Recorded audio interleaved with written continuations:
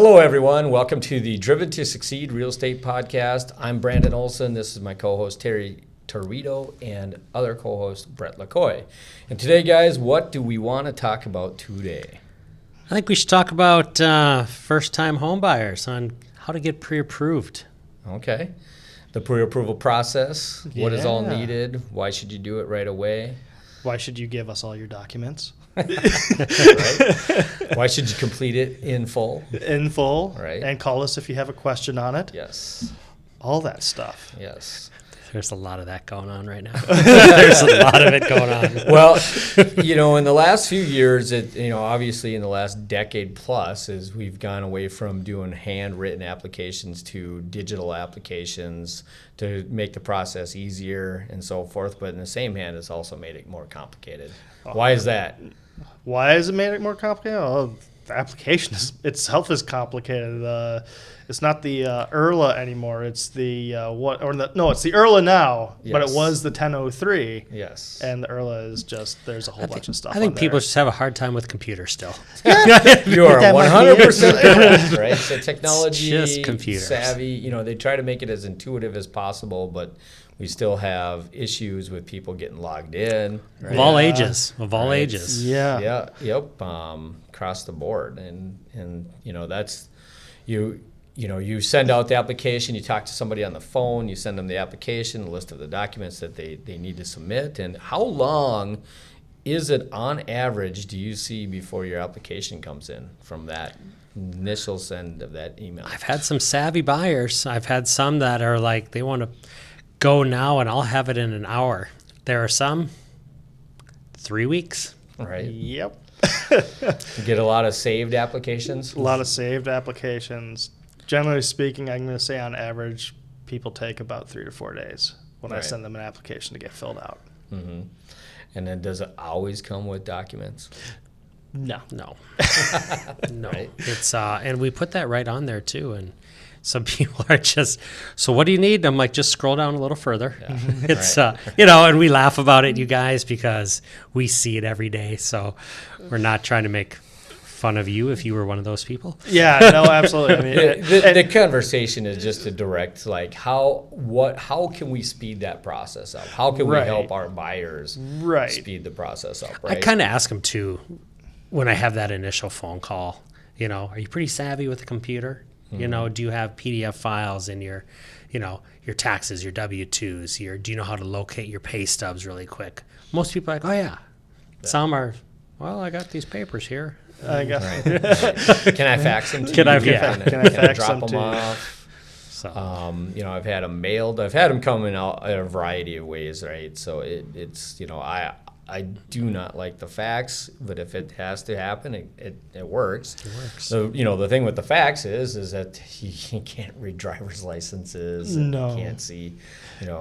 it's almost better if you bring the papers here, drop it off, and we can scan it in. Right. Than using a fax, Right. which isn't available to everybody. Let's say you live in Washington. Well, Right. we'll make do with the fax. I've driven to people's houses. So I'm like, if you want to meet somewhere, I'll come pick it up. If you're within a range, I was like, you know Right. what? You get it all together. I'll come pick it up. How about that? Right. You Right. know, I've done Yeah. that before. I think the main thing is, like you said, is when you're telling them, you're instructing them or you're giving advice on how to fill it out and what to do. I think that's the key to set them up, right? And ask them if they're tech savvy. You don't have to be terribly tech savvy, but the number one thing that we see, or I see, is two borrowers on an application, and then they use the same email address, and then they go to log in the next time. Now they have issues with the Right. electronic consent and creating a new account, and then they did the wrong passwords. Remember your username and password. I literally tell them, I said, and I'll say it every time. I said, don't forget your username and password. I'm like, take a picture of it, write it down, take a picture of it again, put it in the cupboard, take a picture of it in the cupboard, and then they laugh at me. But then one gal, about 3 weeks after, yeah, Terry, I forgot my username and password. And I'm like, So you didn't do this. I was like, Right, right. So we it's laughed. not- We it's laughed not about in your it. Cupboard. It's Well- funny. Well, they might get into it, and if they are savvy, so they do the application and they can go out and grab their documents, they upload everything, and now they're done, right? They're done. Right. And now it takes them 3 weeks, 3 months to get under contract, and now they have no idea how to even go back to it, right? So, Right. Take a picture of it, put it in your cupboard. Yes. right, right. I think some of the hardest things is just making sure that that they understand what documents, and they get the list after they get the application. They get here, ID, last 30 days of pay stubs, and so forth. But I've had them where I've seen like 15 pay stubs, a whole year Right. of bank statements and things of that nature. And so just making sure that we reiterate that these are the most current statements, or some of the ones that come in are like, okay, I got a pay stub from February, it's June, right? So, Right. That's it's just the most current. Well, I don't have current pay stubs, right? So Then you're not buying a house. Do you have always do you that. have a job if you don't have current pay stubs?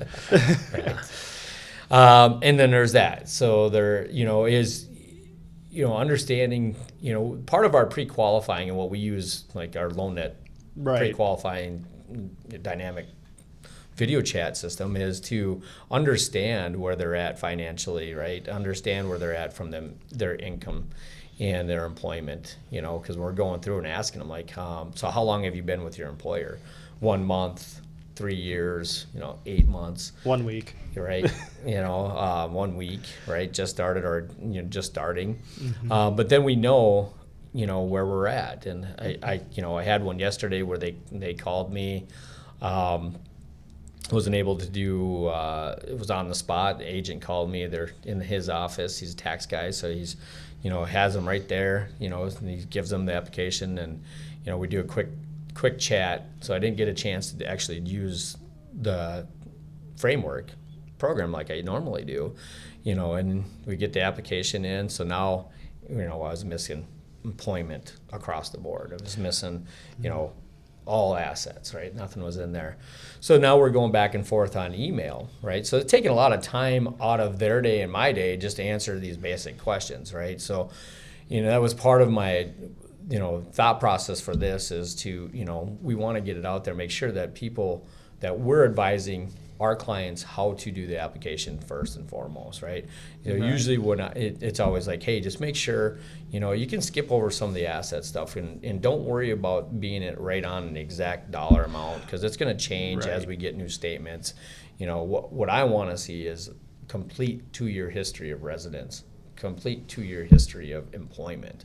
That's the biggest ones. Obviously, you have your declarations where you want those answered properly and so forth. But making sure they get through that 2-year employment history. That's the key. Yeah. So you've seen some with 5, 6, 7 jobs in 2 years, right? Yeah, I have.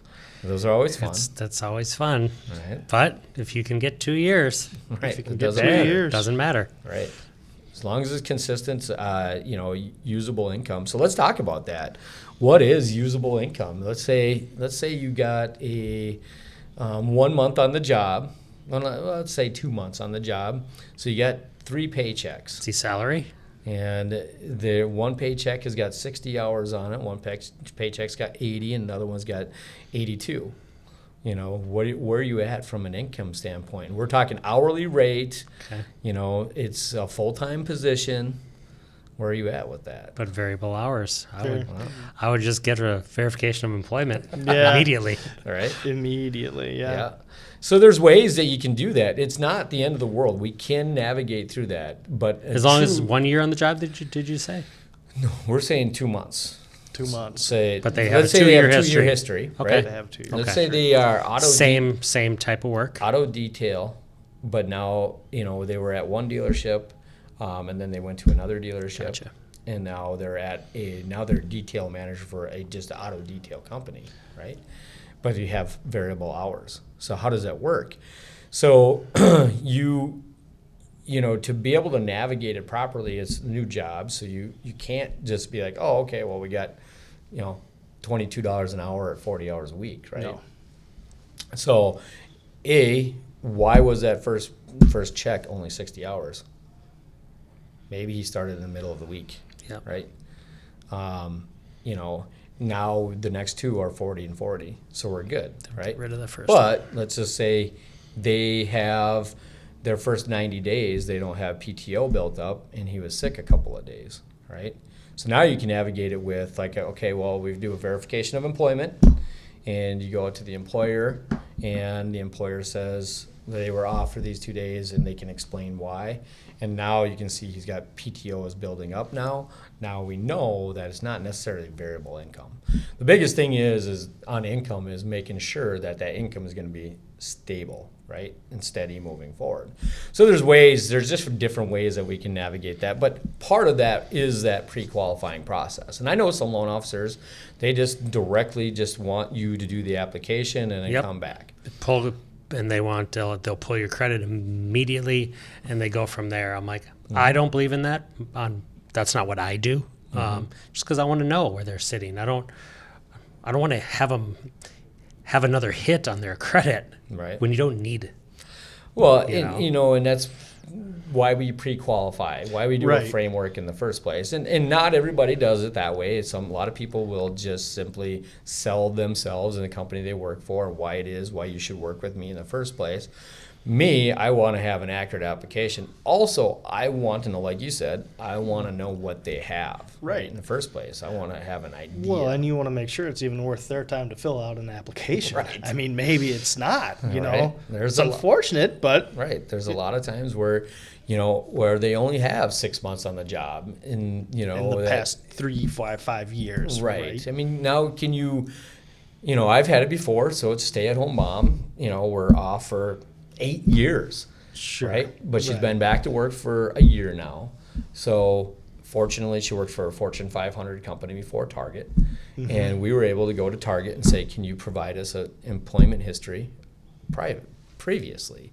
And they were able to go back to 2012 and show that she worked for them for 2 years in 2012. So we got our 2-year history and able to use that. So, but without knowing that, maybe some lenders just get it in and like, oh, well, they only got 1 year on the job, decline, Right. and so forth. Move on. Right. And so, I mean, there's lots of reasons why you want to work with different lenders, and kind of where I was pointing us to that direction is that everybody's going to do things a little bit differently. 100%. But I believe in that is doing everything up front and providing all that information up front. And, from there, then you build. It doesn't take stronger long either. relationships. It doesn't No, take it long. doesn't. It doesn't take long to have that conversation. And, I'll brag about how good we are after that, but let's talk about it But first. but you don't even have No. to, because if you're Right. doing your job right, Right. now you're building that relationship, and you can throw that in as a caveat. But when you start to build that relationship and you're asking these questions, now some people get I've had people get weird. Why do you need all this information? And I then personally, I know there's a little bit of a red flag there. Right. I'm always like, I personally don't want it. Right. I don't need it. Right. But the guidelines, they do, and that's another thing too. I know a lot of folks like getting into the employment and then letters of explanation. I know is one that a lot of clients are like, do I really need to say yes? I rented at this place for 6 months in 2020, and it's like, yeah, you do, and it's not because we want to know about it. I don't make the rules. Nope, I don't make the rules. I just follow them, and I'm. The best thing is advising them is like, Right. because a lot of people want to just tell us that, right? The reason why we need it documented is because it's got to go up the chain, right? Right. So it's got to go to the processor, it's got to go to the underwriter, it's got to go to the closing, when it's audited, so everybody knows the history of what this, and in that particular case, why is that we need that? Right. It's because we got to verify that they don't own any other property, right? For sure. Because if they own another property, you have to count that into the liabilities. Right. Even if it's paid off, we Right. still need to take a look at your taxes and insurance. That Right. still needs to be put I had- into your I had a debt to great- income ratio. I had a great client.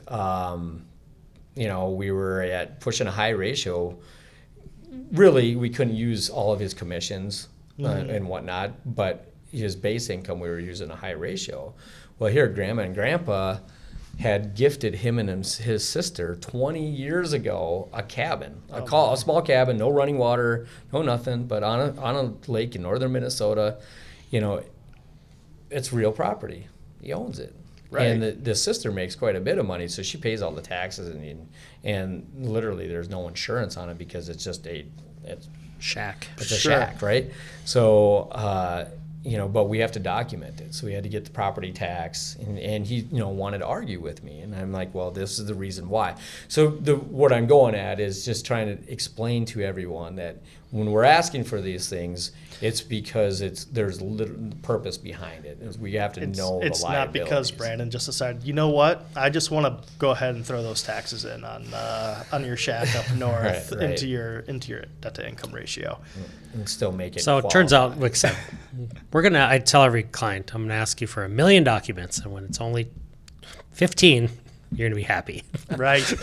But I'm going to ask you for a lot of them, and it's just the process. Yeah. So Right. And It's setting up expectations. yeah, and every lender has to go through the same process, right? Yeah, I mean, a lot of this too, you know, a lot of people might think, oh, well, this lender doesn't require that, well, yeah, they do. You just haven't got to underwriting. You just haven't yet. got to underwriting. Right. And I had a client that was like, well, these other lenders don't want my W-2 yet. And I was like, well, we want to collect it up front so that we know exactly where we're going. I said, they will request it from you once you get to underwriting. let's just get it done now. Just get her done now. My goal is to get as much Me done too. up front as possible to make the homework down the road much easier, right? For 'Cause sure. And the reason why in the market, lenders average less than 17% retain their clients. That's pretty low. Now, I feel like we do a better job retaining our clients. I still don't know if we're over 50%, but I think we do a lot better job. And the reason being is that the harder you make it, you know, if every time you're in a loan, you're in purchasing a home, and all of a sudden every other day we're asking for new documents because of this and that and the other, that's just going to set that expectation. You know, they're just not happy anymore, right? Right. So doing it all up front and then just having minor stuff that come. Couple things in the end, and they're like, "That's it," and I'm like, That's it. because you did your homework. Right. Yep. We did it up You front. know, and that works on getting the certified pre-approval program done, Oh, which is right? huge. Right. Which is huge. Because then that's as good as going in with cash from a lending standpoint, right? Hey, Right. they're underwritten, they're all documentation's done. Now we just need a fully executed purchase agreement, acceptable appraisal, and title work, right? And now done. we're ready, and we can close super fast.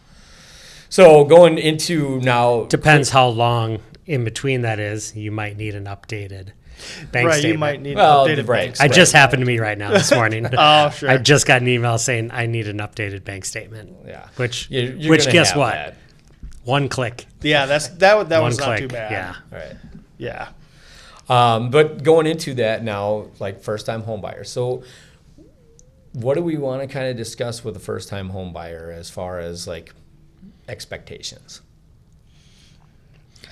Having your ducks in a row. Yeah. You know, don't go buy a new car. No. Don't- No. And then understand, you know, too, upfront, you know, I've heard you use this this explanation many times with first-time home buyers. This is not like buying a car or getting a cell phone. There is a lot of stuff that goes into it. So it all comes back to kind of what you just said, Terry. Get your ducks in a row. And when you're going to buy a house, if you don't feel like you're ready right now, but you think you will be in 2 or 3 months, that's the perfect time to give one of us Let's a get call. set up. 100%. Let's get You set know, up. I've had some recently that's a year out. And you're not mad about it, are you? Not 100% because number one, for me, you're able to start and set the expectations, and if you can get them to do an application now, to say, hey, this is the one case where I won't ask for documents right away up front because I more Right. or less want to see where we're at credit-wise, right? And then see where they're at job-wise. And then I'll ask for the appropriate things because I've had it before where we're a year out because of we want to save up 20%. Do you need 20% down? You do not need 20% down. Right. You do not need 20% down. Our mom and dad said you did. Yes. Well, back in the day, that's Yeah. really what it was. Yeah. It's like you had to have 20% down. So, it's like, well, guess what? How much do you have right now? Well, we have about this. I'm like, okay, well, we have probably enough for 5% down. Maybe we need some closing costs. So, this market isn't conducive right now for a closing cost to be paid by a seller. Now, that is potentially changing. Yeah. But B, there may be programs out there to provide that down payment assistance, right? 100%. Where now you have your down payment, but now you have closing costs covered too. And now, instead of waiting, I think our last episode we talked about was what happens if you wait, right? How much can you lose by waiting? A ton of money. Rate going up, paying rent, the purchase prices going up, you could lose so much money. So it's like, okay, well, if we could go now, you could save some money, right? Right. And I mean, if we wanted to put a timestamp on this, if you will, of being, beginning of June, I've been seeing my clients going into situations where there's not necessarily as many other offers on the table, which means that if there's not as many offers on the table, you're not being you don't have to be as competitive. You're not going to have to bring that $5,000, $10,000, $30,000, $40,000 over asking price. There's way more offers getting accepted at list price right now. I got 2 last week. Yes, right? So that's awesome. But it shocked me, right? Probably more than the client. I think it's shocking. I think it's shocking everybody. I think it's shocking buyers agents because I think agents are like, well, what should we do? And then they're finding out, well, there isn't any other offers. If a listing agent is willing to say if there's other offers on the table or not, then they're well, we don't have to go over, whatnot. So I think that's changing quite a bit. But I mean, in reality, is starting sooner than later, at least having that conversation. You know what? Setting up that old-fashioned word we use, Brandon, it's called buying power.